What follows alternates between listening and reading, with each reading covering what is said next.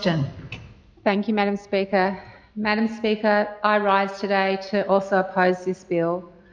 While the explanatory statement describes this bill as being of a merely technical nature, and that was what we were also told in our briefings, I must be clear, just because something fixes a technicality does not mean we should pass it if it's fundamentally flawed. I am in strong support of looking after our young people, especially our most vulnerable, and like every single person in this chamber, I recognise the critical importance of education and that every single child has a right to appropriate education. But this bill, which seeks to enshrine school attendance officers into legislation, will not achieve that goal. I thank the member for Fanny Bay for sharing her extensive experience in working in this space. I was heartened to hear her say that what we need is to work with families and address barriers to education. But I've not seen anything about that in this bill. This bill is about, as described in the explanatory statement, streamlining and improving existing enforcement practices. And Madam Speaker, there is no evidence that fining parents improves school attendance in the long term. This bill will not achieve what we need, which is to make sure that the significant percentage of children who are currently disengaged from the education system are able to be part of it. Our education system should be for all children. We need to address why kids aren't going to school and why kids aren't staying there, and then implement solutions to address this. Penalising parents with fines of up to $2,775 under the guise of improving attendance is a punitive approach that risks criminalising parents, particularly Aboriginal and low-income families who already struggle to make ends meet. A fine of even $370 at the lower end is significant for families in the Northern Territory. We know many of whom live in remote or economically disadvantaged areas. For these families, fines like this may mean cutting back on food, housing or other basic needs, creating further hardship. And we also know, for those unable to pay, that consequences escalate, leading to more severe penalties. This approach doesn't address the root causes of absenteeism. It only punishes those who are already struggling the most. We may not need to look for evidence that education is important, as the member for Fong Lim said, but we do need to look for evidence about whether or not this approach will work. And I did search for that evidence and I found none. A report from the Indigenous Health and Policy Framework highlights that penalising families for absenteeism is ineffective and can actually worsen outcomes for students. A study by the National Bureau of Economic Research found that punitive measures, including fines, might lead to a short-term increase in attendance but do not sustain long-term engagement with the education system. Research by the Australian Institute of Family Studies, Children's Educational Outcomes, the Role of Parents' Financial Stress, highlights that fines disproportionately affect low-income families, exacerbating financial stress and potentially leading to more significant social issues without improving attendance rates. And in Victoria, after implementing fines for non-attendance, they saw minimal improvement in attendance rates, while families reported increased anxiety and disengagement from the school system, as noted by studies conducted by the University of Melbourne.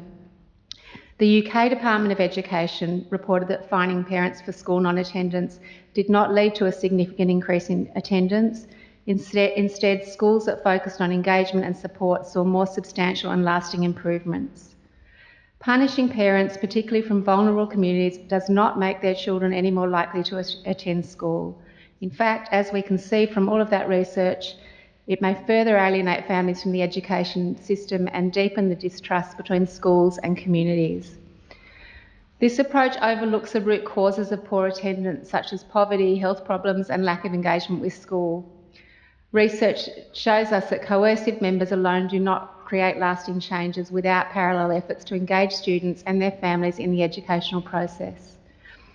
The Organisation for Economic Cooperation and Development, the OECD, recommends that improving school attendance requires addressing barriers such as socio-economic status, mental health and family circumstances rather than punitive measures. And we've heard from members in this chamber that what we need to do is work with communities and families to make sure that our education is culturally appropriate. Real investment in community involvement, cultural sensitivity and a focus on relationships, as seen in local decision-making initiatives and community-led education reforms that we have had in the past in the Northern Territory, are crucial elements that need to be integrated into any strategy that's aimed at improving school attendance in a sustainable way. And rather than investing in this approach that does address the real issues behind school absenteeism, such as lack of resources, inadequate school environments and cultural disengagement, the Northern Territory Government's prioritising a punitive approach using language like patrols, compliance and enforcement.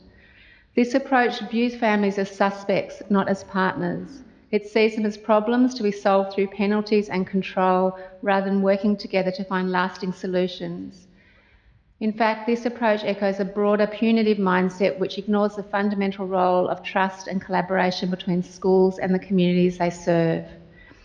We've heard about Catherine High today, and I've got many friends in Catherine who've talked about what's happening at Catherine High and say it's an amazing school and it's certainly doing their best, but it clearly does not have the resources to meet the needs of the young people attending, and as a result, both students and teachers are feeling unsafe there.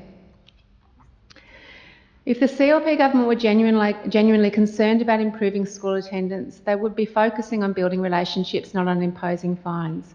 They will be allocating resources to underfunded schools in remote and disadvantaged areas. They will be ensuring that children have the support they need to succeed. They will be working alongside community-led organisations to understand the real reasons why children are disengaging from school, and then they would work to address those reasons, not punish families for them.